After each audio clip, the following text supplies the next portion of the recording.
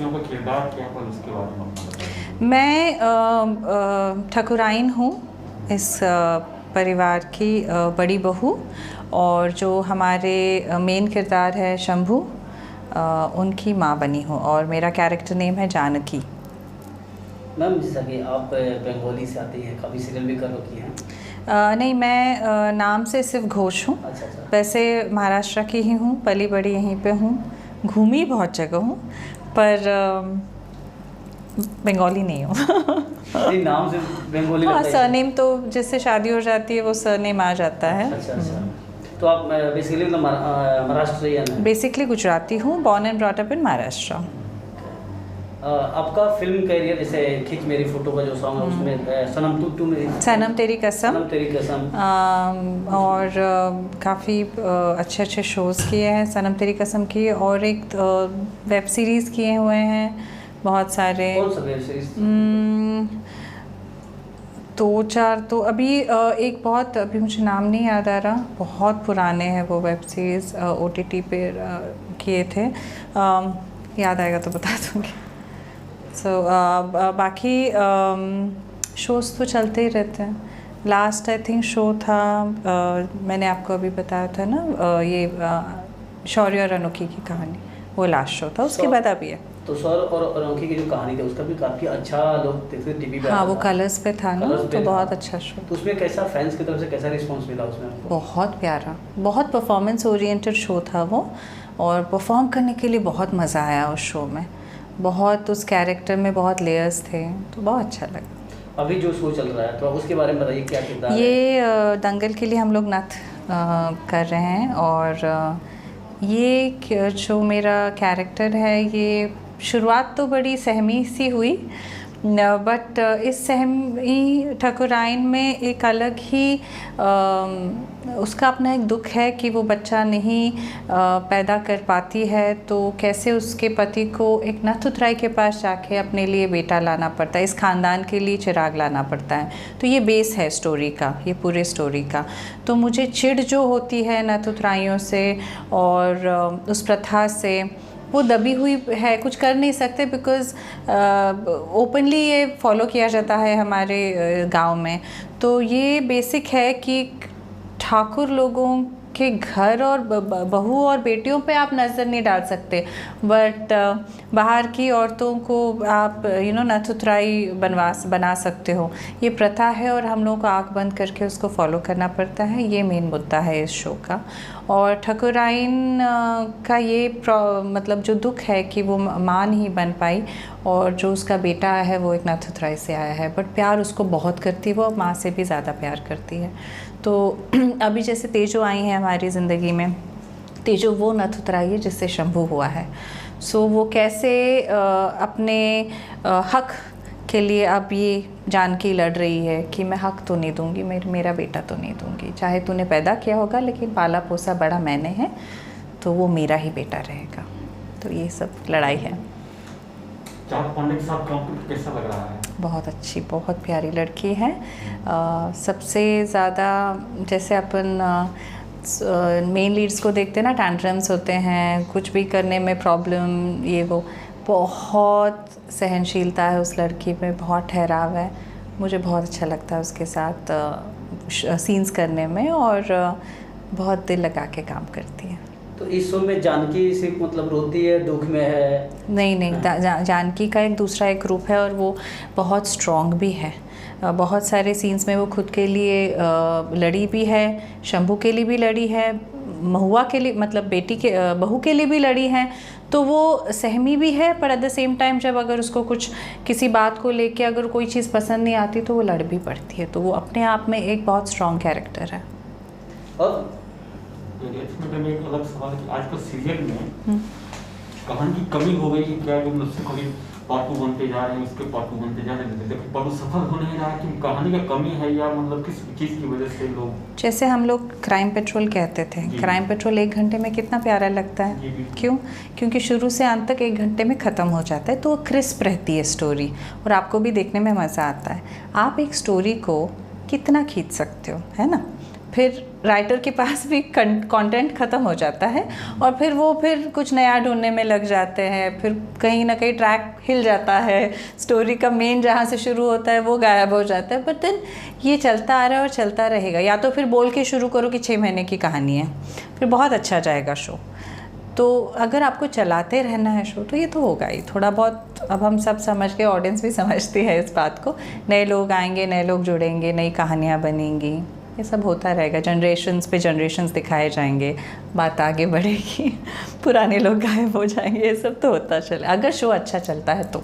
Ma'am एक सवाल है कि अगर इस इंडस्ट्री में जब आप आई थी तो कैसा स्ट्रगल रहा था आपका, थोड़ा सा शेयर करना चाहें? मैं जब यहाँ मुंबई आई थी, मैं बेसिकली भरतनाट्यम डांसर हूँ, तो मुझे लगा था कि मुझे ये भी कोशिश करनी है एक्टिंग करके। एक हिडन डिज़ायर होता है, मैं छोटे गांव से हूँ, तो एक ऐसा लगता था कि दूर का सब कुछ थोड़ा अच्छा लगेगा।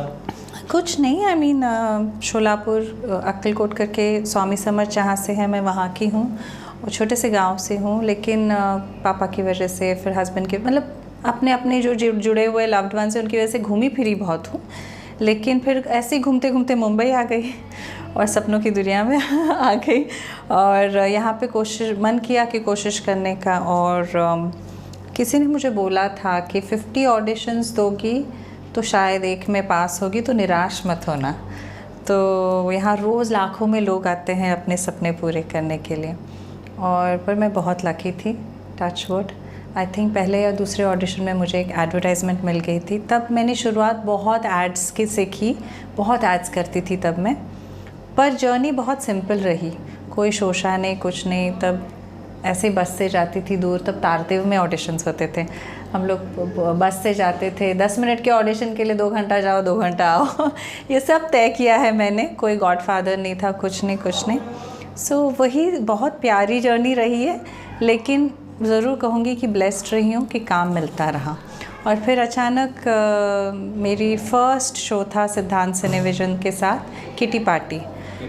तो वो मैं शोभा दे की स्टोरी थी वो, और मैं आज तक नहीं समझ पाई सिद्धार्थ सर ने मुझे क्यों लिया, बिकॉज़ मुझे बिल्कुल एक्टिंग नहीं आती थी तब। पर शायद वो उनको वही सादगी उनको उस कैरेक्टर के लिए चाहिए थी, और वो मैंने उनके साथ शुरुआत की और उसके बाद रुकी नहीं हूँ, आज तक चलती आ रही हूँ। तो जर्नी जो स्टार्ट हुआ आपकी, हाँ जी, शादी के बाद स्टार्ट हुआ? हाँ, शादी के बाद ही सब कुछ। तो शादी से पहले ऐसा कुछ नहीं सोचा था? कुछ नहीं, डांसर थी, डांस करती थी, परफॉर्मेंसेस देती थी, और बस एक्टिंग करिए शादी के बाद ही शुरू हुआ। इनफैक्ट फर्स्ट शो के बाद ही 2 बच्चे, मैंने बहुत 7 इयर्स का ब्रेक लिया। फिर बच्चे जब स्कूल जाने लगे तो वापस काम शुरू किया, वापस ऐसे मतलब ब्रेक्स लेते लेते गृहस्थी संभाली, काम किया, गृहस्थी संभाली, यहाँ तक पहुँच गया अभी इतने साल। तो शादी आपकी जो कब, मतलब कैसे हुई? लव मैरिज चली या फिर ऐसे अरेंज हुई? हाँ, लव मैरिज ही थी। जब आप भरतनाट्यम में थी उस टाइम पे? हाँ जी। तो कैसे कुछ बताना चाहे तुम? नहीं, प्राइवेट लाइफ को प्राइवेट ही रखे तो अच्छा है। यहाँ हम नथ के बारे में बात कर रहे हैं तो नथ के बारे में बात करेंगे। आपने क्राइम पेट्रोल में जब काम करते थे, वहाँ की चोर, पुलिस, वो बैंक चोरी, उसके संग्रह पर यहाँ पे आप काम कर रहे तो सास पुतो इस सब दोनों में क्या डिफरेंस आपको लगता है? मैंने बहुत कुछ सीखा क्राइम पेट्रोल से। सिंपल एक्टिंग क्या होती है, कैरेक्टर को निभाना क्या होता है, बिना मेकअप के, बिना अपने कॉस्ट्यूम पे ध्यान दिए, सिर्फ एक्टिंग, वो मैंने क्राइम पेट्रोल से सीखा। बहुत ठहराव वाली एक्टिंग करने को मिली मुझे वहाँ पे, और मुझे बहुत मज़ा आता था, बिकॉज़ 1 घंटे में आप ही हीरोइन हो। यहाँ पे तो हम एक कैरेक्टर प्ले कर रहे हैं ना, कभी सास, कभी माँ, कभी बहू। वहाँ पे मुझे हमेशा एक मेन प्रोटैगनिस्ट मिलता था, तो मुझे वो बहुत चैलेंजिंग लगता था। बहुत अलग अलग टाइप के नेगेटिव पॉजिटिव रोल्स क्रिएट करने को मिलते थे। यहाँ पे थोड़ा रिस्ट्रिक्टेड लगता है उस मामले में, और पर ठीक है, दोनों अपने, यहाँ से घर चलता है, वहाँ से आप अपना क्या बोलते हैं आप, एक जो सेटिस्फैक्शन मिलता है एज एन एक्टर वो मिल जाता है एपिसोडिक्स करते हैं तो I don't know why, but crime petrol को टैबू माना जाता है। पर मैं कहती हूँ अगर सीखना है तो वहाँ जाके सीख के आइए कि कम से कम चीज़ों में आप कैसे पूरा दिन बिताते हो। पहले तो प्रेशर्स बहुत हाई होते हैं, 43 सीन्स करने होते हैं एक दिन में, 3 दिन में एक एपिसोड ख़त्म करना होता है, 4 दिन में, जो भी। मुझे बहुत चैलेंजिंग लगता है। भाग दौड़ चल रही होती है सबकी, अलग अलग लोकेशंस पे जाके, रियल लोकेशंस पे जाके करना होता है। सो एक अलग ही चैलेंज है वो, सबके बस की बात नहीं है। अभी जो आपकी जर्नी स्टार्ट हुई थी एक्टिंग में और अभी के टाइम में, तो कितना डिफरेंस लग रहा है कि स्ट्रगल में उस टाइम पर अभी? स्ट्रगल रोज़ है, स्ट्रगल ख़त्म ही नहीं होता इस लाइन में। मुझे हैरानी इस बात की लगती है, मैं वन ऑफ द ब्लेस्ड समझती हूँ अपने आप को, ग्रैटिट्यूड, कि एक शो ख़त्म नहीं हुआ दूसरा मिल जाता है। पर अगर आप आम आजू बाजू देखो तो एक शो ख़त्म होने की अगर न्यूज़ आती है तो घबराहट शुरू हो जाती है कि वापस काम मिलेगा कि नहीं मिलेगा। कंपटीशन बहुत है ना, और कोविड के नाम पे तो वैसे ही बहुत हालत ख़राब हो गई पैंडेमिक में सबकी, तो कंपटीशन बहुत है। एज एन आर्टिस्ट ऑल्सो आपको पता नहीं, पर वो दिन तो गए, बहुत पुराने 20 साल पहले जैसे लोग आके आपको इज़्ज़त दे के काम देते थे, या आपके लिए एक आधा कोई कैरेक्टर बनता था, वो दिन तो गए। अभी तो इतने चैनल्स हो गए हैं, आप नहीं तो 4 और खड़े हैं, ये वाला एटीट्यूड हो गया है, which is very sad, which is true. और आपके टैलेंट पे आपको काम नहीं मिलता है। इंस्टाग्राम पे कितने फॉलोअर्स हैं, आधे से ज़्यादा फेक, उस पे आपको काम मिलता है, विच इज़ पैथेटिक। मतलब आप रील्स कितने बनाओगे उस पे आपको लिया जाएगा, आपके फॉलोअर्स कितने उस पे आपको लिया जाएगा।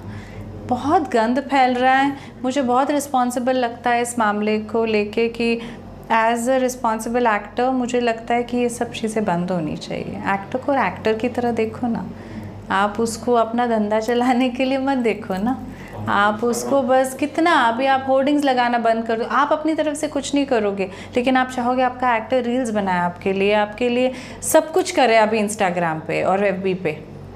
कितना करेगा एक एक्टर?